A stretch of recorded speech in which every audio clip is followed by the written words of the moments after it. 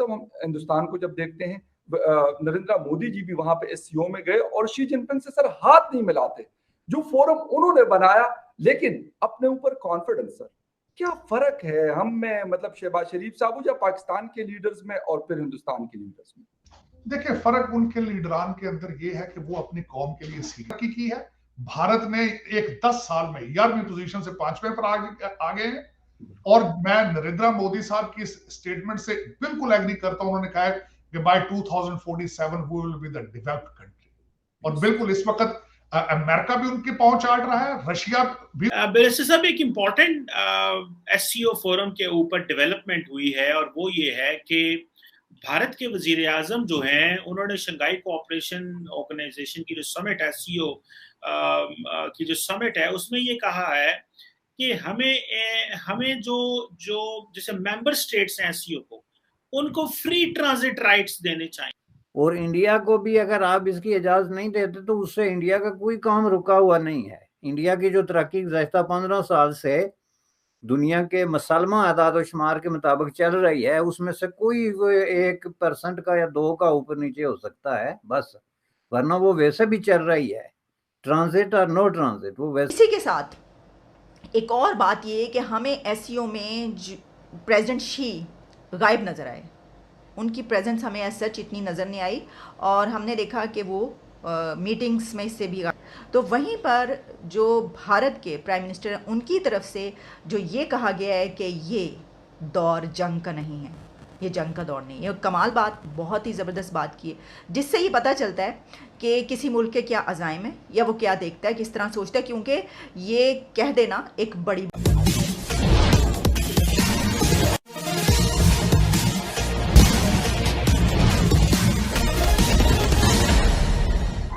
SCO की बैठक शुरू होने के कुछ दिन पहले ही चीन ने भारत चीन सीमा से अपने सैनिकों को पीछा करके भारत को यह संकेत दिया था कि वह भारत से सुलह सफाई करने के लिए तैयार है।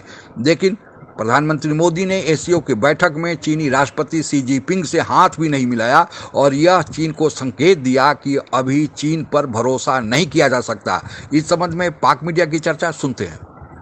तरफ से हम हिंदुस्तान को जब देखते हैं, नरेंद्र मोदी जी भी वहां पे एससीओ में गए और शी जिनपिंग से सर हाथ नहीं मिलाते, जो फोरम उन्होंने बनाया, लेकिन अपने ऊपर कॉन्फिडेंस। सर क्या फर्क है हम में, मतलब शहबाज शरीफ साहब या पाकिस्तान के लीडर्स में और फिर हिंदुस्तान के लीडर्स में? देखिए, फर्क उनके लीडरान के अंदर ये है कि वो अपनी कौम के लिए सीरियस है।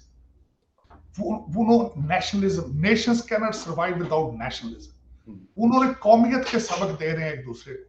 दूसरा, उनका कभी आपने पिछले सदूर देखे हैं जब आज तक कोई इंडिया का प्राइम मिनिस्टर या कोई वहां का सदर भागकर लंदन में जाके 300 प्रॉपर्टियां बना रहा? कोई मुझे सदर ऐसा बताएं जिसके बच्चे लंदन में बैठे हो। कोई ऐसा आप उनका रूलिंग एलीट का बताएं जो कि पाकिस्तान छोड़ के, आपकी तो सारी ruling elite including leaders, including सारा जो एक अलायंस है करप्शन का, वो तो सिर्फ उनके तो बीवी बच्चे सारे डुअल नेशनल होते हैं। जब भी यहां से उनकी असाइनमेंट खत्म होती है वो फौरन अपने वापस घरों में चले जाते हैं और घर उनके लंदन में और दुबई में और टोरंटो में है।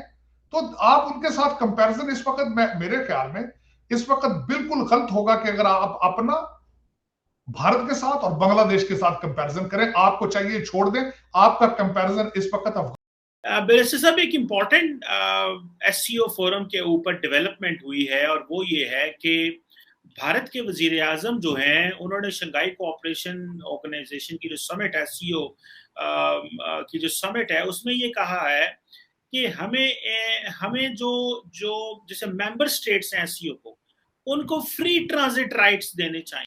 और इंडिया को भी अगर आप इसकी इजाजत नहीं देते तो उससे इंडिया का कोई काम रुका हुआ नहीं है। इंडिया की जो तरक्की गुज़श्ता 15 साल से दुनिया के मुसलमान आदाद शुमार के मुताबिक चल रही है, उसमें से कोई 1% का या 2 का ऊपर नीचे हो सकता है बस, वरना वो वैसे भी चल रही है, ट्रांजिट और नो ट्रांजिट वो वैसे भी चल रही है। उसने मुतबादल रास्ते तलाश कर लिए, जैसे 4 बार जैसी चीजें हैं, ईरान वाली बात हो गई, और इस तरह के हर चीज का एक हल होता है।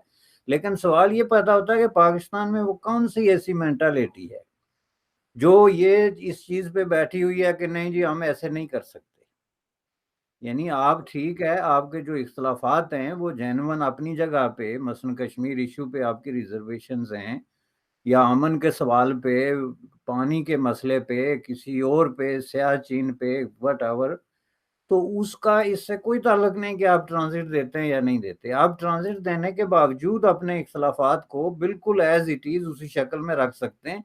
उसमें से जो चीज आपको निकालनी पड़ेगी वो सिर्फ दहशतगर्दी और मिलिटेंसी है कि आप ट्रांजिट भी दें और साथ में दहशतगर्दों की भी हमायत करें, तो ये नहीं हो सकता, चूंकि ज़ाहिर है की है। भारत ने एक 10 साल में 11वीं पोजीशन से 5वें पर आ गए हैं। और मैं नरेंद्र मोदी साहब की स्टेटमेंट से बिल्कुल एग्री करता हूं। उन्होंने कहा है कि by 2047 we will be the developed country. और बिल्कुल इस वक्त अमेरिका भी उनकी पहुंच चाट रहा है, रशिया भी उनके पहुंच चाट रहा है, और दुनिया के हर मुल्क के अंदर Indian diaspora is very instrumental. सबसे बड़ा फर्क, पाकिस्तानी बाहर जाते हैं तो मजदूरी करने जाते हैं, अनस्किल्ड होते हैं, बॉर्डर इलीगल क्रॉस करके जाते हैं पाकिस्तानी। भारतीय सिटीजन जाता है, 7 डिग्री मास्टर्स लेके जाता है कंप्यूटर साइंस में, वो वीजे लेकर जाते हैं, वो वहां जाके एक पाकिस्तान, वो अपना भारतीय डायस्पोरा बनाते हैं। और जितनी उनकी आबादी है या उनकी इंस्टीट्यूशन या जितनी रिसर्च है फार्मास्यूटिकल में, आईटी में, आप देखेंगे कि आने वाले दिन में हर मुल्क के अंदर डायस्पोरा उनका होगा और इंस्ट्रूमेंटल होगा। और आपको अगर आप उनके साथ अपने रिलेशनशिप बेहतर नहीं करते तो नुकसान आपका होगा।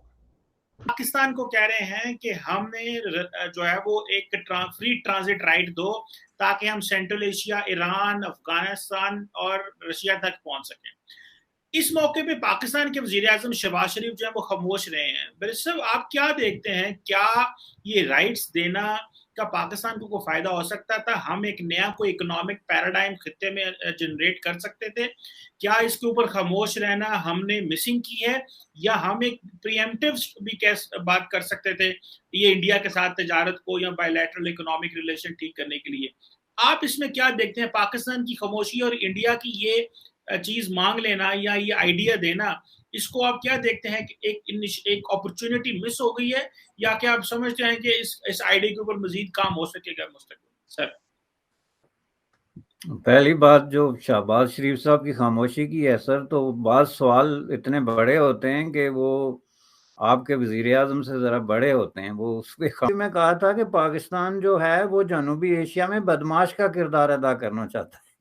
ये इतना ब्लंट किस्म का उनका जो रोल था, जो उन्होंने बयान दिया था, इसकी जरा आप बारीकियों पे गौर करें कि जब आप बिजनेस नहीं करना चाहते तो ये जिस तरह एक मोहल्ले का बदमाश जो है वो लाठी लेके मोहल्ले में खड़ा हो जाता है कि ना मैं खेड़ांगा तो ना किसी को खेड़न देंगा वाली बात हुई ना जी। ये जनूबी एशिया को आप इसी तरह का एक मोहल्ला समझते हैं जिसमें आप डंडा लेके खड़े हैं कि ना जी हम बेचेंगे ना। मतलब लगता तो ऐसे कि इंडिया सर इन्फ्लुएंस कर सकता है अमेरिका को, क्योंकि आपने जिस तरीके से बताया, और हम देख भी रहे हैं कि पूरी दुनिया इस वक्त ऐसे लगी हुई है हिंदुस्तान के पीछे कि हर कोई चाहता है कि ये मार्केट मेरे पास हो, वो वेपन्स की हो या फिर दूसरी चीजों के लिए हो। क्या देख रहे सर, हमारी फॉरेन पॉलिसी इस वक्त कुछ मतलब कर सकती है थोड़ा बहुत, या बिल्कुल ये भी लेटी हुई है? मैं आपको पहले तो मैं फॉरेन पॉलिसी तो आपको बिल्कुल नहीं कुछ कर सकती, क्योंकि आपकी पोजीशन क्या है। आप जहां जाते हैं पैसे मांगते हैं। एक फकीर मांगने वाले का और एक कस्टमर की क्या, इसको कंपेयर कर लें। भारत जहां जाता है कस्टमर एज ए कस्टमर जाता है, वो चीज खरीदने जाता है, बल्कि बांग्लादेश को वो इमदाद देते हैं, कर्जे देते हैं। आप जहां जाते हैं पैसे मांगते हैं। आपके वज़ीर-ए-आज़म ने तकरीरों में भी बता दिया। तो एक फकीर रोजाना जब दरवाजे पे आ जाए तो किस तरह लोग उसको ट्रीट करते हैं। That's exactly how the people the world is treating. हमारे शहबाज शरीफ साहब ने एक दिन फरमाया कि मैं अब खलीजी मुल्कों में भी फोन करता हूं तो वो समझ जाते हैं शायद मैं पैसे मांग रहा हूं। तो वो यही आगे, this is what your foreign policy is. उन्होंने खुद ही डिफाइन कर दिया हमारी फॉरेन पॉलिसी, बिल्कुल यही फॉरेन।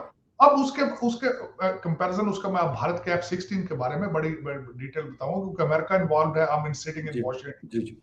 देखिए, भारत की फॉरेन पॉलिसी या उनको अपनी इकोनॉमिक ग्रोथ के ऊपर इतना उनको फख्र है, इस चीज का इतना घमंड है उनको, कि उन्होंने अगले दिन स्टेटमेंट दी है कि हमें अमेरिका को चाहिए था, हमसे पूछ के पाकिस्तान को देता।